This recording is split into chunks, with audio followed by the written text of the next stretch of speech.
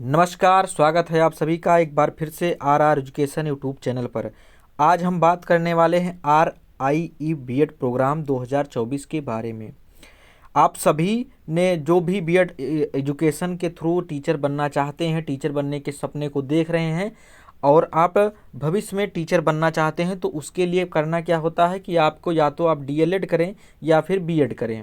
यदि आप बीएड करना चाहते हैं या सोच रहे हैं और आपने CUET बीएड प्रोग्राम के थ्रू एडमिशन लेने की सोची है या फिर आप स्टेट बीएड के थ्रू एडमिशन लेने को सोची है और आप ये निर्धारित नहीं कर पा रहे हैं कि कौन से जगह से बीएड करें जहां से आपको प्लेसमेंट मिले, प्लेसमेंट की गारंटी मिले और उन सभी कॉलेजों में जहां से करें वो कॉलेज आपका बेस्ट हो, तो और कहीं मत जाइए। RIE बीएड प्रोग्राम जो आपका 2024 का है, इसमें आप लोग इनरोल कीजिएगा। बेस्ट आपको सभी अदर, चाहे आप किसी भी कॉलेज से कर रहे हैं, चाहे CUET के थ्रू मिल रहा हो या फिर चाहे स्टेट बीएड के थ्रू मिल रहा हो, अगर कहीं भी प्लेसमेंट की बात आएगी तो RIE बीएड प्रोग्राम सबसे आगे रहेंगे। बात करेंगे कि RIE बीएड प्रोग्राम होता क्या है और इसके एग्जामिनेशंस कब होते हैं, फॉर्म कब निकलते हैं, सारी चीज़ें हम बात करेंगे। तो इसके लिए आप वीडियो में बने रहिएगा अंत तक और जानिएगा कि फॉर्म कब निकलते हैं, सिलेबस क्या है, एंट्रेंस क्या है, कैसे यहाँ पर एडमिशन होते हैं, कितनी सीटें हैं, तो सारी चीज़ें हम बात करने वाले हैं। अगर बात करें हम RIE की, जिसको हम कहते हैं रीजनल इंस्टीट्यूट ऑफ एजुकेशन, जो कि NCERT का कॉन्स्टिट्यूएंट है, ठीक है। NCERT आप सभी लोग जानते हैं कि जो आपका NCERT होता है, जो आपके जिसके हम जानते हैं national council of educational research and training programmes, जो लॉन्च करता है NCERT, सारी चीज़ों को गवर्न करता है, एक बॉडी है, उसी का ये कॉन्स्टिट्यूएंट है। और इसमें आपको बीएड प्रोग्राम्स, टीचर एजुकेशन के बहुत सारे प्रोग्राम्स यहाँ पर कराए जाते हैं। यहाँ पर आप देख पाएंगे बहुत सारी चीज़ें यहाँ पर नोटेड हैं, आप इसको पढ़ भी सकते हैं, PPT मिल जाएगी, आप इसको जान पाएंगे। तो यहाँ पर मैं बात कर रहा था कि RIE है क्या और आपको इसको चूज क्यों करना चाहिए। तो सबसे बड़ी बात यह है कि यहाँ पर आपको प्लेसमेंट मिलता है, प्लेसमेंट मिल जाते हैं और सभी से बेस्ट है, हॉस्टल की फैकल्टी आपको मिलेगी, हॉस्टल्स मिल जाते हैं, आपको सारी चीज़ें मिल जाती हैं। अदर चीज़ें आपके साथ ये है कि आपने CUET फॉर्म मिस कर दिया है, आपने स्टेट बीएड का फॉर्म मिस कर दिया है, तो अभी भी आपके सामने आपके पास एक अवसर है, एक चांस है कि आप यहाँ से बीएड परस्यू कर सकें। तो ये चीज़ें आपके लिए बेनिफिट होने वाली हैं। अगर मैं बात करूं और सारी चीज़ों के लिए, तो कौन कौन से प्रोग्राम यहाँ पर चलाए जाते हैं, कौन कौन से प्रोग्राम कराए जाते हैं, तो आपको पता है बैचलर ऑफ एजुकेशन जो 2 ईयर प्रोग्राम है, इस पर अभी बहुत सारी चीज़ें चल रही हैं। आपको पता है, आपने कहीं ना कहीं यूट्यूब के थंबनेल पर अभी तक ये देख लिया होगा, 4 सालों का बीएड बंद, जबकि अभी किसी तरीके से ऐसा कहीं भी नहीं आया है। तो इसलिए आप लोग इसको ध्यान रखिएगा कि 4 साल का, जो 2 साल का बीएड बंद होने वाला जो बात आ रहा है, तो 2 साल का बीएड बंद नहीं होगा, उसके स्थान पर इंटीग्रेटेड प्रोग्राम चलाने की जो है तैयारी की जा रही है। NCTE, NCERT जो मिलकर के कॉन्स्टिट्यूएंट दोनों बॉडी अलग अलग टीचर प्रोग्राम्स को गवर्न करती हैं, जो कि काउंसिल है NCTE, national council for teacher education, वो सारी गाइडलाइंस देती है। तो अभी चल रही है बातें। बात करें अगर मैं यहाँ पर, तो 2 ईयर बीएड प्रोग्राम आपको दिया जाता है, BEd MAd 3 ईयर का प्रोग्राम चलाया जाता है, BA बीएड चलाया जाता है जो कि 4 ईयर प्रोग्राम है। अन्य सारे इतने सारे जो प्रोग्राम्स हैं ये गवर्न किए जाते हैं RIE के द्वारा, ठीक है। तो ये चीज़ें आपको देखने को यहाँ पर मिलेंगी। अब इस वीडियो में बात किसकी करने वाला हूँ, तो 2 ईयर बीएड प्रोग्राम की मैं यहाँ पर बात करने वाला हूँ। इसके फॉर्म कब निकलते हैं, आपको कहाँ से इसका एप्लीकेशन मिलेगा, कहाँ से सारी जानकारी मिलेंगी, इन सारी चीज़ों की हम यहाँ पर बात करने वाले हैं। तो अगर मैं यहाँ पर आपकी बात करें, आगे बढ़कर देखें, तो सबसे पहली बात आती है कि इसमें कौन लोग एलिजिबल होते हैं, आपकी एलिजिबिलिटी क्या है, आप इसमें फॉर्म कैसे फिल कर पाएंगे। ये सारी सामान्य प्रश्न होते हैं जो आपके दिमाग में, आपके मस्तिष्क में कहीं ना कहीं घूमते रहते हैं। तो ऐसे कैंडिडेट, ऐसे स्टूडेंट जो कि 50% मार्क आप पाते हैं अपने UG सब्जेक्ट्स में, ठीक है। अगर आपका यूजी 50% या इससे ऊपर के हैं तो आप इसमें एलिजिबिलिटी रखते हैं, आप यहाँ पर अप्लाई कर सकते हैं। अगर जिनके 50% मार्क्स आपके जो हैं बीए में, बीएससी में या बीकॉम में नहीं आए हुए हैं, 50% आपके मार्क्स नहीं बन रहे हैं, तो आप क्या करेंगे, यदि आपने ये मास्टर्स की डिग्री ले रखी है, यदि आपने मास्टर्स की डिग्री ले रखी है तो और आपके मास्टर्स में 50% या 50% से अधिक मार्क्स हैं, तो आप वहाँ से अप्लाई करके आप मास्टर्स के आधार पर भी एडमिशन ले सकते हैं। तो ये रही आपकी एलिजिबिलिटी क्राइटेरिया। आपके पास बैचलर डिग्री होनी चाहिए या फिर मास्टर डिग्री होनी चाहिए, ये बातें हैं। बाकी सारी चीज़ें जनरल चीज़ें हैं जो कि सारी बीएड प्रोग्राम्स में जो एलिजिबिलिटी रहती है, योग्यता जो सारे बीएड प्रोग्राम में रहते हैं, वही एलिजिबिलिटी यहाँ पर भी देखने को मिलती है। अब सबसे बड़ी बात ये आती है कि आपको एडमिशन कहाँ पर मिलेगा और ये आरआई के सेंटर्स कहाँ कहाँ पर हैं, तो इनके लोकेशन कहाँ है रीजनल इंस्टीट्यूट ऑफ एजुकेशन से। तो आपके सामने यहाँ पर दिखाई दे रहा होगा ये 5 लोकेशन जो कि आपके स्क्रीन पर दिखाई दे रहे हैं। अजमेर में है, भोपाल में है, भुवनेश्वर में, मैसूर में और शिलांग में। तो ये आपके 5 जो आरआई हैं ये आपको दिखाई दे रहे हैं, यहीं आपके एडमिशन्स होंगे। और आपको चाहे आप बॉय हों चाहे आप गर्ल्स हों, आप सभी को हॉस्टल्स की सुविधा यहाँ पर मिलने वाली है। और इनके लोकेशन की बात करूं अगर मैं, तो बहुत ही अच्छी लोकेशंस, मतलब कि जहां भी हैं, चाहे आप यहां पर अजमेर की बात करें चाहे भोपाल की बात करें। भोपाल में जो लोग जानते होंगे श्यामला हिल्स पर बना हुआ है, बहुत ही मतलब बहुत ही अच्छा प्लेसमेंट है, प्लेस जहां है, जो स्थान है बहुत ही अच्छे स्थान पर ये बनाए गए हैं और सारी सुविधाएं यहाँ पर आपको बहुत ही अच्छी मिलती रहती हैं। अगर मैं बात करूँ यहाँ पर इनके सिलेबस क्या होते हैं, एग्ज़ाम पैटर्न क्या होता है, तो सबसे पहले यहाँ पर समझते हैं एग्ज़ाम पैटर्न के बारे में। तो 60% मार्क्स आपके जो एंट्रेंस एग्ज़ाम होंगे उसके जुड़ेंगे और आपके 40% जो मार्क्स होंगे वो आपने जो स्कोर किया है, डिग्रीज जो आपके पास हैं उनके जुड़ेंगे। तो इस प्रकार से आपके 100% मार्क्स बन जाएंगे और उसके बाद में आपके एडमिशन्स इसी मेरिट आधार पर होती हैं, ठीक है, इसी मेरिट आधार पर आपके एडमिशन्स होंगे। अगर यहाँ पर और सारी चीज़ें आपकी लिखी हुई हैं, आप देख सकते हैं।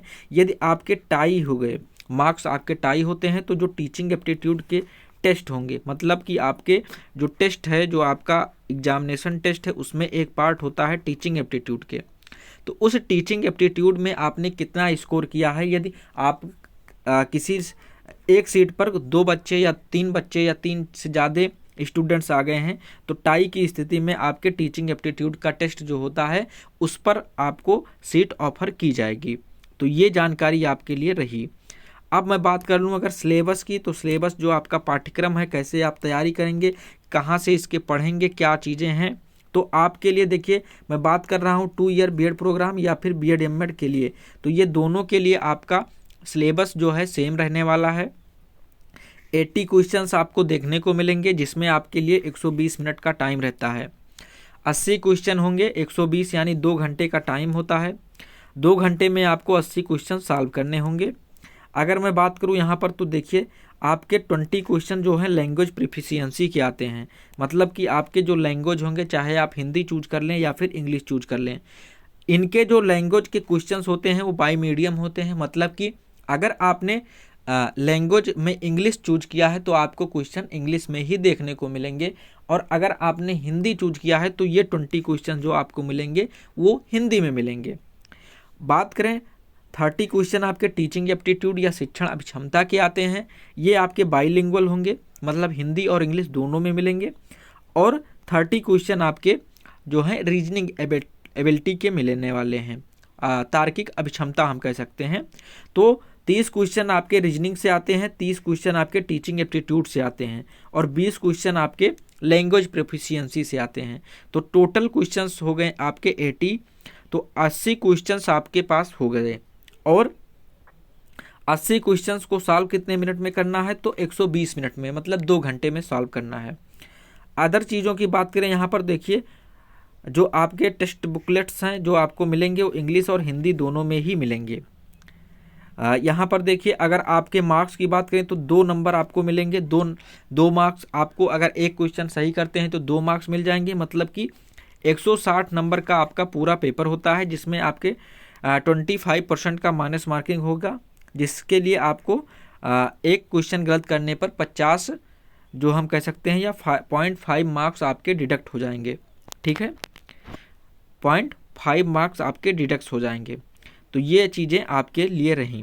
अब इसमें मैं बात करूं अगर सिलेबस की, तो और चीज़ें यहाँ पर मैं डिस्कस करना चाहूँगा, जैसे कि लैंग्वेज प्रोफिशिएंसी की मैंने बात कर ली है, पर यहाँ पर कुछ चीज़ें जैसे टीचिंग एप्टीट्यूड में कैसे क्वेश्चन बनते हैं और आपके यहाँ पर रीजनिंग के कैसे क्वेश्चन बनते हैं, तो एकदम बेसिक लेवल के क्वेश्चन होते हैं, एकदम बेसिक लेवल के क्वेश्चन आपके आते हैं। टीचिंग एप्टीट्यूड की क्लासेस हमने कई बार कराई हुई है, हमारे पास प्लेलिस्ट है, आप देख सकते हैं। टीचिंग एप्टीट्यूड की क्लासेस यहाँ पर मिलेंगी, और भी क्लासेस मैं करवाऊँगा, तो आप यहाँ से भी इस टीचिंग एप्टीट्यूड की क्लासेस कर सकते हैं। रीजनिंग एकदम बिल्कुल सिंपल चीज़ें होती हैं। रीजनिंग की आप कहीं भी किसी भी यूट्यूब चैनल पर आप सर्च करेंगे तो आपको क्लासेस मिल जाएंगी। अगर मैं बात करूं तो आप ग्रुप, टेलीग्राम ग्रुप है मेरा, टेलीग्राम ग्रुप में अगर आप ज्वाइन होते हैं, बहुत सारे बच्चे ज्वाइन हैं, तो मैं वहाँ पर गाइड करता हूँ आपको। वहाँ पर सारी सेक्शन के मतलब रीजनिंग कहाँ से पढ़नी है, टीचिंग एप्टीट्यूड कहाँ से पढ़ना है, और जो आपके पीडीएफ्स होते हैं वो कहाँ से मिलेंगे, सारी चीज़ें जो मटेरियल होते हैं आपको टेलीग्राम पर मिल जाते हैं।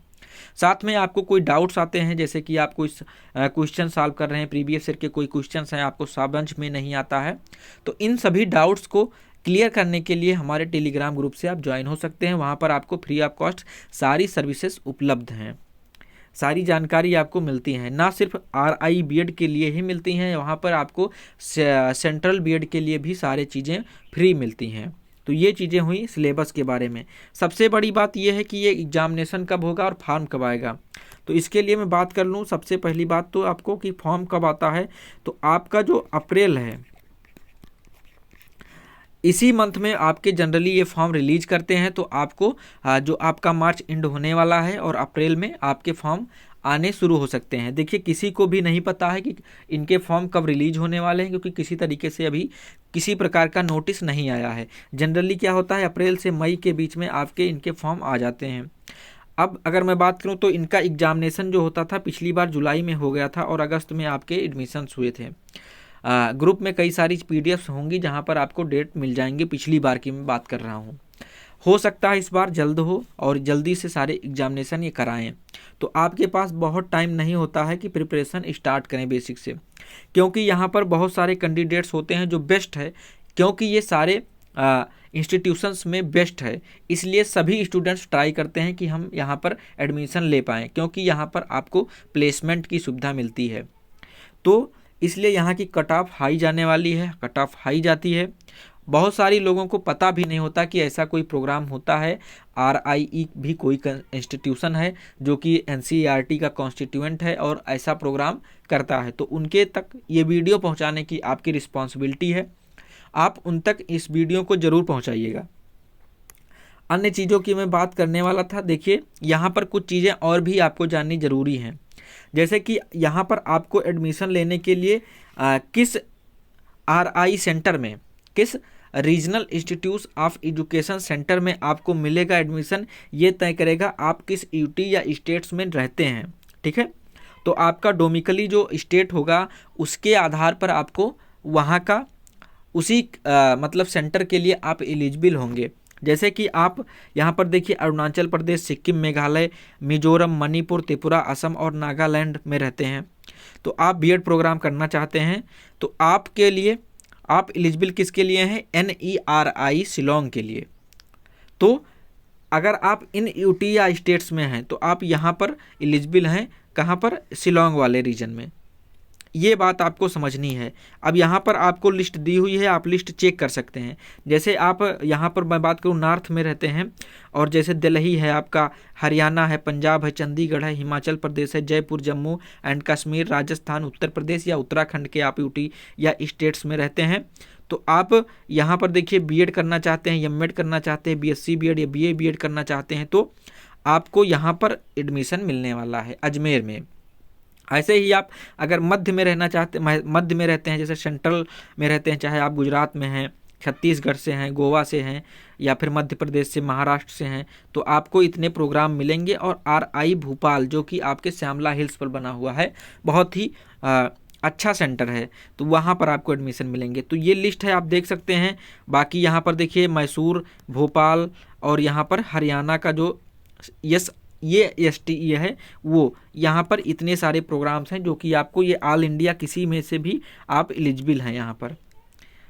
तो ये चीज़ें आपको ध्यान में रखनी है और ये लिस्ट आपको मिल जाएगी। तो आप देख करके अपने अनुसार, अपने अकॉर्डिंग आप देख लेंगे कि आप कहाँ पर बिलोंग करेंगे और कहाँ को आपको एडमिशन मिलने वाला है। फिर भी अभी इसमें से कोई भी डाउट आपको रहता है तो आप हमारे टेलीग्राम ग्रुप से हमसे जुड़ करके सारे कन्फ्यूजन कर सकते हैं दूर, ठीक है। हॉस्टल्स की सुविधा यहाँ पर मैंने पहले बता दी है। बॉयज और गर्ल्स दोनों के लिए आपके एडमिशन और हॉस्टल्स मिलते हैं, ठीक है। बॉयज़ एंड गर्ल्स दोनों के लिए हॉस्टल्स की सुविधा है और दोनों सभी को हॉस्टल्स यहाँ पर प्रोवाइड कर दिए जाते हैं। प्लेसमेंट की बात करें तो कैंपस प्लेसमेंट होता है और यहाँ से प्लेसमेंट हो जाता है, ठीक है। NCERT की गवर्नमेंट बॉडी है तो आपको यहाँ से प्लेसमेंट देखने को मिलता है। कई बार यहाँ पर प्लेसमेंट होता है, कई चीज़ें आपको देखने को मिलेगा। और साथ में मैं ऐसे ही बातें नहीं करता हूँ, मैं आपको ग्रुप में वो फॉर्म भी भेज दूंगा जिसके थ्रू यहाँ पर प्लेसमेंट होता है, तो वहाँ से आप देख सकते हैं, ठीक है। अगर आप चाहेंगे तो NCERT की वेबसाइट पर जाएंगे तो वहाँ पर सारी चीज़ें आपको देखने को मिल जाएगी। वहाँ पर सारे RIE के सेंटर्स के लिंक मिल जाएंगे जहाँ पर आप जाएंगे और वहाँ से प्लेसमेंट की सुविधाओं के लिए देख सकते हैं, खुद से भी चेक कर सकते हैं। तो ये सारी इन्फॉर्मेशन रही और आपको प्रिपरेशन अभी से स्टार्ट कर देना है। अभी तो आपके CUET के एडमिशन्स हो रहे हैं, मतलब एग्जामिनेशंस हो रहे हैं।